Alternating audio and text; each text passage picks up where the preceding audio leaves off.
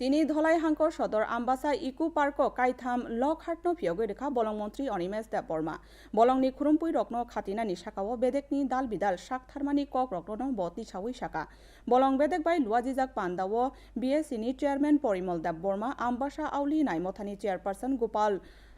সূত্রধর আকর্ষণ তংমানি কাইবা বাইথাং চুকজাক বদলনো বলং বেদেকনি বখাক্তৈ খক সা রাসাই রাংখ্লাयै চেকব ইয়াফার জাখা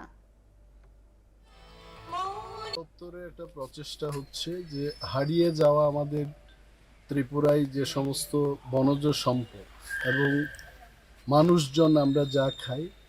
এইগুলো জঙ্গল আমাদের আর কত দেবে, বনের থেকে না এনে মানুষ যদি এটাকে চাষ করতে পারে এটার একটা প্রশিক্ষণ করার ব্যবস্থা, সংরক্ষণ করার ব্যবস্থা, এটা আমাদের প্রথম পদক্ষেপ। দ্বিতীয় জিনিসটি হলো পর্যাবরণকে রক্ষা করতে গিয়ে অনেকগুলো গাছের দরকার পড়ে যেগুলো আমরা নাই খেলাম, কিন্তু এইগুলোকে রাখতে হবে। তো এইগুলো সংরক্ষণের